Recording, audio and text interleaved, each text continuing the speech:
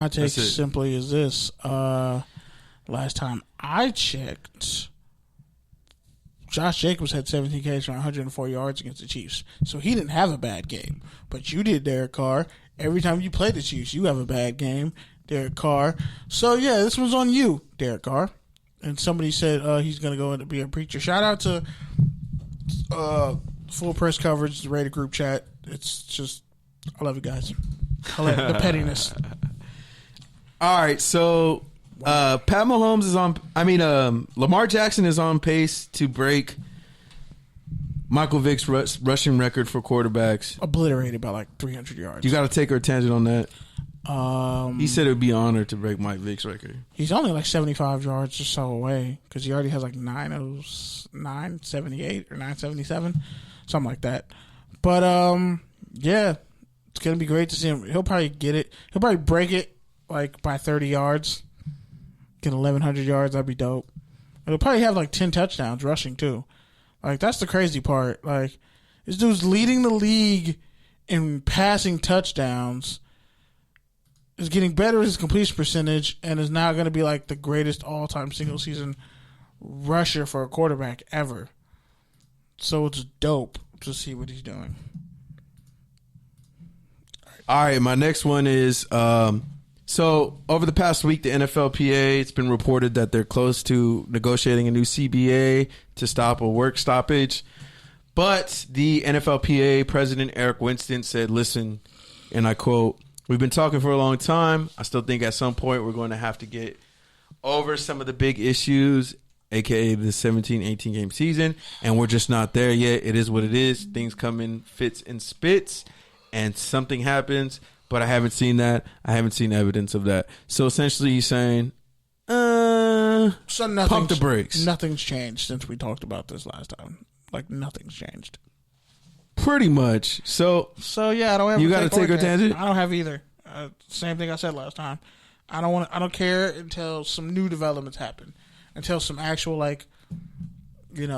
legislature or something actually passes. Something becomes solid. There's just nothing. It's just talking and posturing at this point. I mean, that's pretty much what negotiating is. But yeah, so there's no new development. So I don't really care. I got one. Go for it. Pete Carroll's a Coach of the Year candidate, like the top candidate. Take that for dad. That's all I have to say. What do I need to add to that? Is he? Yeah. Duh. Not over Harbaugh? Oh, I thought you were saying Coach of the Year candidate. He is. Saying, is he? Like, no, he's the guy. He should win it. It's him or Tomlin. Damn, that's no Harbaugh? it for me. Harbaugh doesn't even get any recognition? It's him or Tomlin. Damn. Based off what they've done, like when everybody was overlooking them, everyone was saying this is going to be a down year for both of those teams. Baltimore lost their best two pass rushers. And no, they lost three. They lost Terrell Suggs and two other guys. Yeah, but they were a playoff team last year. Yeah, no one knew what to expect from Lamar Jackson, and they got rid of Joe Flacco. No one knew what to expect from Lamar Jackson. The Steelers lost three of their best players. Arguably enough. Three of the best players, like 3 top 5 players at their position. That's fair. All right, man.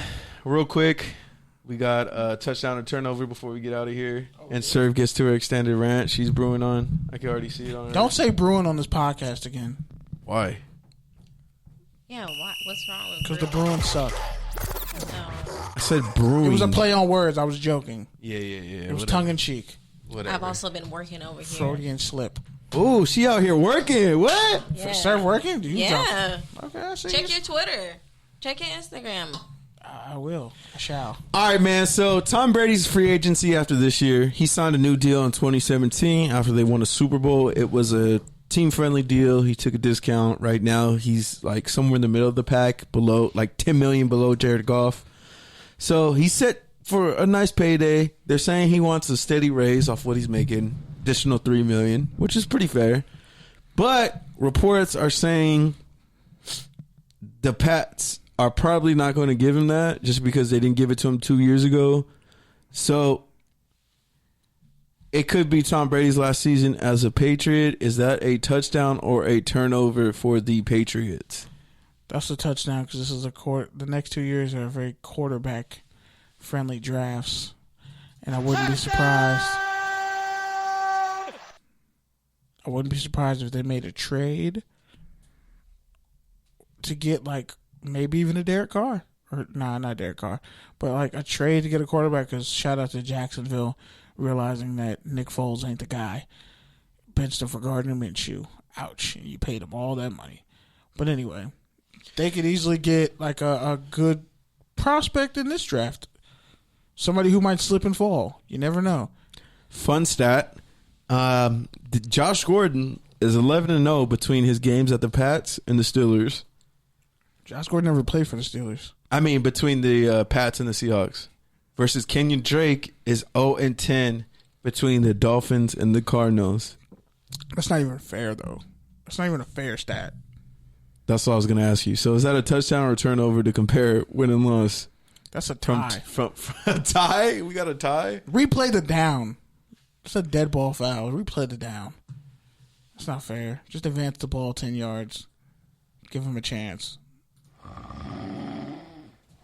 And on that Again, note, I think you like recorded me snoring or blacked out. every time you hear this, you're like, this was me, and I need to get residuals for it.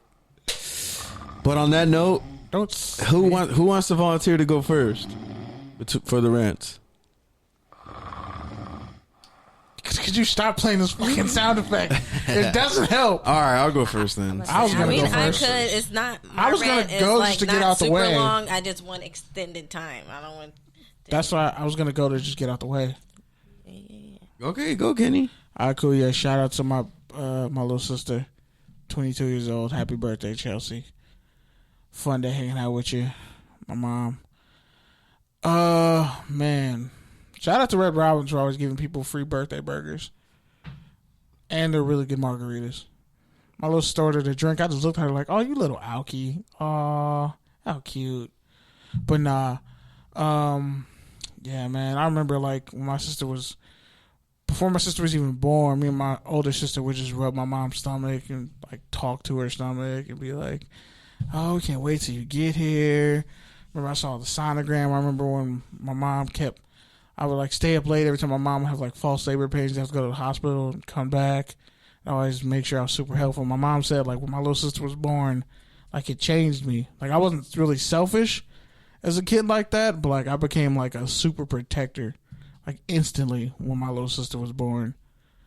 And like the fact that I've seen her grow and develop into the woman she is, like I'm just really proud of that. Really proud of the work she's putting in, and she's passionate about what she does. You know, I can't knock it. She's trying to find her way in life. And I think with our younger siblings, we really got to remember, like, you can give them game to avoid things that are happening at that age because you see things in them when you were that age, but you can't protect them from it. All you can do is just be there and just be a voice in their head and be like a memorable conversation and hope that they'll use, you know, some of the game or logic that you've given them to keep going. Shout out to my little sister. Stand up. Beautiful spirit. Like she doesn't like all the Barry kids have a temper. Particular me.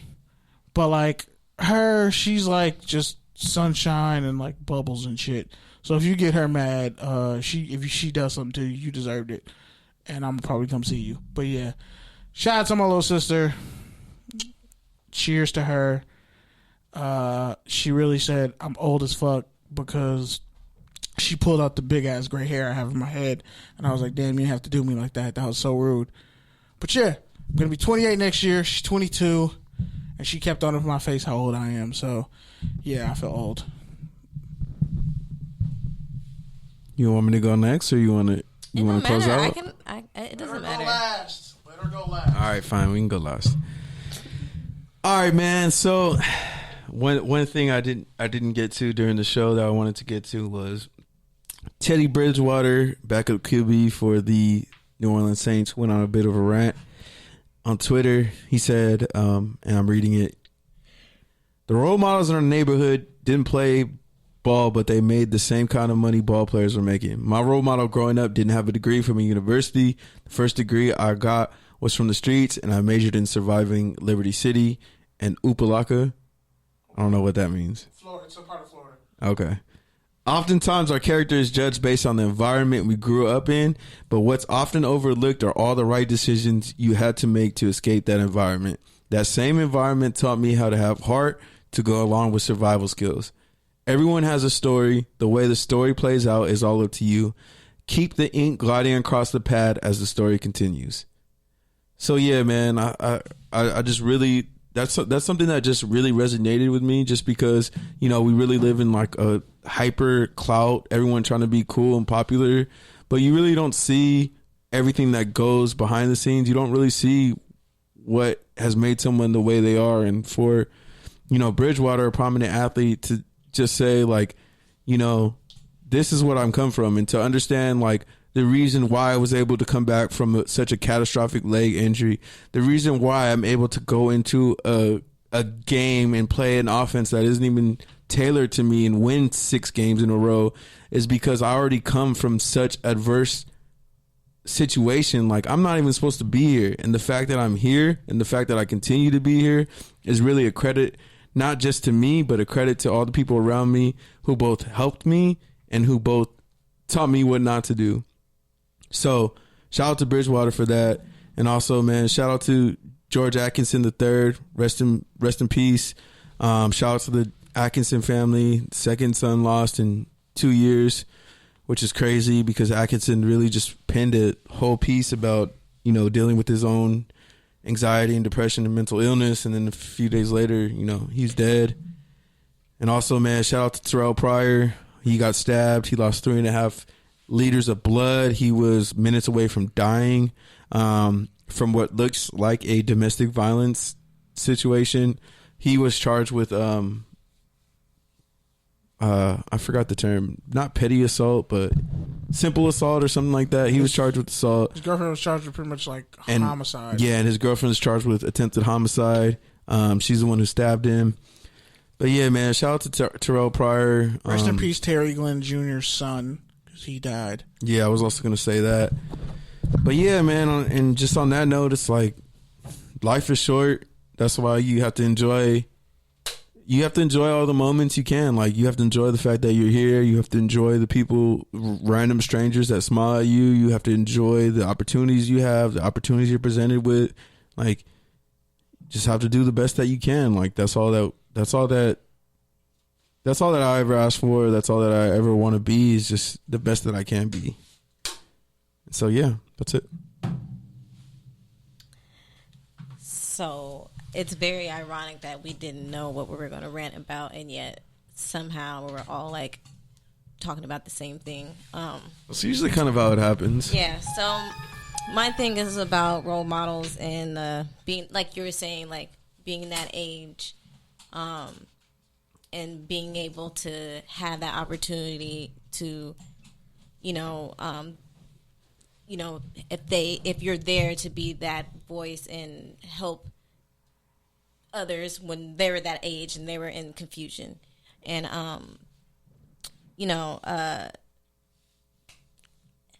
this week has been really rough for me.